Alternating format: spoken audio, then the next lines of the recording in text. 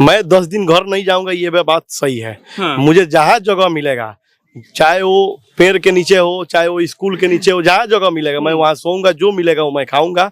और मैं ये देखना चाहता हूँ कि रात में फलाना हमारा महाराजगंज विधानसभा के फलाना गांव कैसा दिखता है, भोर में कैसा दिखता है। और सुबह कहेगा नीतीश जी ड्रामा कर रहे हैं। फेसबुक पर पोस्ट देके हम आप बच्चा लोग को फ्री में कुछ कोर्स वोर्स बांट रहे थे, क्या कर रहे हैं ये सब? आप चुनाव के लिए खर्चा करिए, ये सब काम करिए, कोर्स वोर्स काहे बांट रहे हैं जी?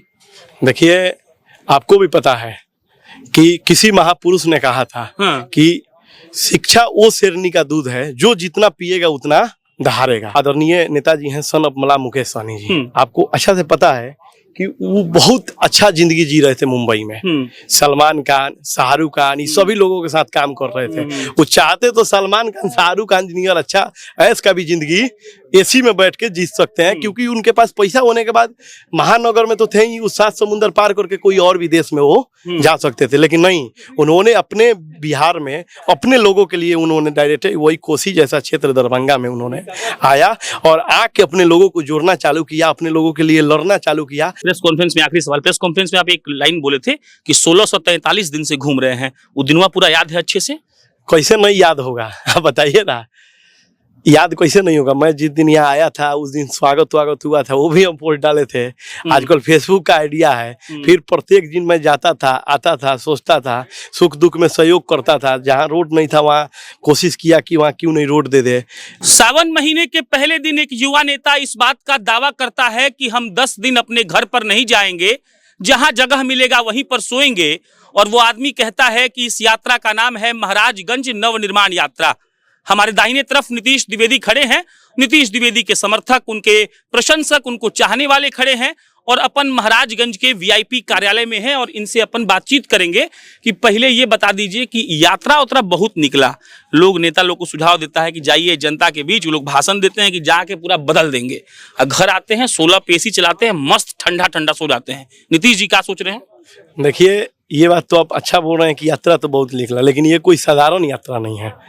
आप स्वयं, हम तो आपको बोलेंगे कि आपका मौका मिले तो 2 दिन आप यात्रा में रहिएगा, फिर आपको मालूम चलेगा। मैं 10 दिन घर नहीं जाऊंगा, ये बात सही है। मुझे जहाँ जगह मिलेगा, चाहे वो पेड़ के नीचे हो, चाहे वो स्कूल के नीचे हो, जहाँ जगह मिलेगा मैं वहाँ सोऊंगा, जो मिलेगा वो मैं खाऊंगा। और मैं ये देखना चाहता हूँ कि रात में फलाना हमारा महाराजगंज विधानसभा के फलाना गांव कैसा दिखता है, भोर में कैसा दिखता है। और सुबह कहेगा नीतीश जी ड्रामा कर रहे हैं। विरोधी का काम है कहना, अपना करने में बस विश्वास में, कहने वाले को कौन रोका है? वो तो कुछ भी कहेगा। आप तो माइक भी पकड़ के आप बोलने भी आइएगा तो वो कहेगा आप गलते बोले हैं। तो इसमें क्या कहना है? जो जिसको कहना है करे, हम तो अपना करने में विश्वास रखते हैं और कर रहे हैं। फेसबुक पर पोस्ट देके हम आप बच्चा लोग को फ्री में कुछ कोर्स वोर्स बांट रहे थे, क्या कर रहे हैं ये सब? आप चुनाव के लिए खर्चा करिए, ये सब काम करिए, कोर्स वोर्स काहे बांट रहे हैं जी? देखिए, आपको भी पता है कि किसी महापुरुष ने कहा था कि शिक्षा वो शेरनी का दूध है जो जितना पिएगा उतना दहाड़ेगा। आज बताइए कि हमारा जो क्षेत्र है महाराजगंज, मोदी जी का तो काम है कहना, वो तो बोल दिए थे जसौली में अभी, वो तो आए थे, वो छोड़ दीजिए, वो आए और गए, यहाँ के लोग बताएगा वो आए और क्या कहे और क्या कहे। लेकिन वो बहुत पहले एक बात बोले थे, ये बात आपको भी मालूम होगा। बोले थे कि स्मार्ट गांव बनाएंगे, गांव को गोद लेंगे। तो गांव को तो गोद छोड़ दीजिए, स्मार्ट गांव को भी छोड़ दीजिए। तो मैं सोचा कि क्यों नहीं मैं अपने यहाँ के 500 युवाओं, क्योंकि इस राज्य का सबसे सर्वोच्च पोस्ट होता है डीएसपी और एसडीएम, तो क्यों नहीं मैं उन लोगों को, मैं फ्री में उन लोग को गोद लेके शिक्षा में बीपीएससी का दूं। तो आज मैं जनता के आशीर्वाद से 500 लोगों को दे रहा हूं। अगर मुझे आशीर्वाद मिलेगा और मिलता रहेगा तो आप फिर देखते रहिएगा कि क्या से क्या होगा। नाम है नवनिर्माण यात्रा, मतलब नवनिर्माण यात्रा मतलब नहीं दिख रहा है, नया आदमी आपके सामने खड़ा है, नया जोश है और आप कह रहे नवनिर्माण। नवनिर्माण क्योंकि महाराजगंज में आप यहाँ आवाम भी खड़ा है, पूछ लीजिए कि कभी कोई विधायक ऐसा यात्रा किया था? कभी विधायक इन लोग के गांव में जाके और इन लोग के पास सूत के और इन लोग के साथ खाना खा के और कुछ बतियाया था? नहीं बतियाया था। 10 दिन बिता लीजिएगा जी, आप देखिए ना, घाम है बहुत घाम। एक बात बताइए, आखिर में हमारे जनता ही घाम में जल रहा है कि नहीं? जब तक ले हम जानेंगे नहीं कि उसका दर्द क्या है, उसका सिस्टम क्या है, तो फिर कैसे हमको मालूम चलेगा कि मैं उनको क्या करूं? तो ये चीज 10 दिन तो हम दिखा रहे हैं। सोचिए कि वो कितना, जब से जन्म हुआ है तभी से वो बिता रहे हैं, तो उन पर क्या बीतता होगा? आप एक बार सोच के देखिए। कहाँ से सोचे ये बात काम करने का?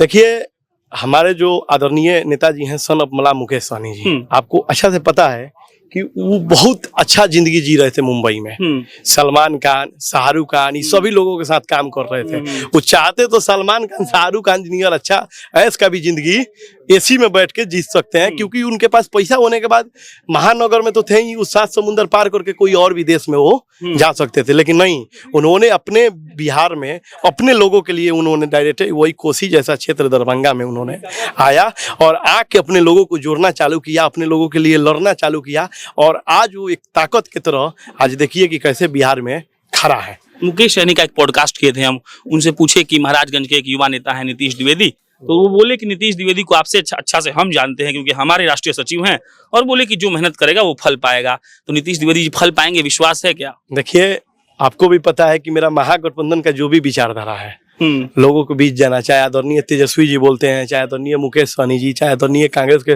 प्रदेश अध्यक्ष जी, जो भी लोग बोलते हैं, ये लोग क्या बोलते हैं? ये लोग यही बोलते हैं कि जो जमीन पे है इस बार, क्योंकि हम लोग का लड़ाई एक परिवार बन के है। ये सिर्फ वीआईपी और आरजेडी और कांग्रेस के नहीं है, हम लोग एक परिवार बन के एक साथ हम लोग जबरदस्ती के साथ लड़ रहे हैं। इस परिवार में से जो भी सदस्य मजबूत रहेगा उसको टिकट देने का काम करेंगे। वो भी कैसे मजबूत होगा तो हमारे देव तुल्य जनता ही बताएंगे कि हमारे लिए ये अच्छा है।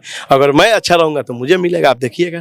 प्रेस कॉन्फ्रेंस में आखिरी सवाल, प्रेस कॉन्फ्रेंस में आप एक लाइन बोले थे कि 1643 दिन से घूम रहे हैं, वो दिनवा पूरा याद है अच्छे से? कैसे नहीं याद होगा, आप बताइए ना, याद कैसे नहीं होगा? मैं जिस दिन यहाँ आया था उस दिन स्वागत हुआ था, वो भी हम पोस्ट डाले थे। आजकल फेसबुक का आइडिया है, फिर प्रत्येक दिन मैं जाता था, आता था, सोचता था, सुख दुख में सहयोग करता था। जहाँ रोड नहीं था वहाँ कोशिश किया कि वहाँ क्यों नहीं रोड दे दे, जहाँ पे ईंटा का जरूरत होता था वहाँ ईंटा से, जहाँ मस्जिद में ईंटा चाहिए वहाँ सारी चीज मैं दिया, जो मुझे लगा, जो मेरा ताकत है, जो मेरा ये है अभी मैंने किया। मैं बस करने पर ध्यान देता हूँ, बाकी आगे क्या होगा वो तो नहीं हम जानते हैं ना आप जानते हैं। एक सवाल और याद आ गया हमको, प्रेस कॉन्फ्रेंस जब हो रहा था तो मेरे एक पत्रकार साथी थे, दूर से आए थे, हमसे पूछे कि इनके पिताजी कोई बहुत बड़े आदमी है क्या? तो हम बोले कि हमको नहीं पता है, उन्हीं से पूछ लीजिएगा, उसका जवाब दे दीजिए। नीतीश द्विवेदी के पिताजी क्या करते हैं? इतना कम उम्र में इतना भौकाल हो गया, बोल रहे हैं कि पदयात्रा कर देंगे, सपना देख रहे हैं कि विधायक बन जाएंगे, सब कुछ बदलिए देंगे। कहाँ से फंडिंग हो रहा है, कहाँ से इतना बैकअप मिल रहा है, या फिर कौन आपके हिम्मत के पीछे है? बाबूजी कोई बहुत बड़े बिजनेसमैन है? देखिए, जितना लोग इतिहास रचा है आप उस सबके बारे में पढ़े भी होंगे या लोग पढ़ता भी है। किसी का वैसा टाइप का सिस्टम नहीं होता है।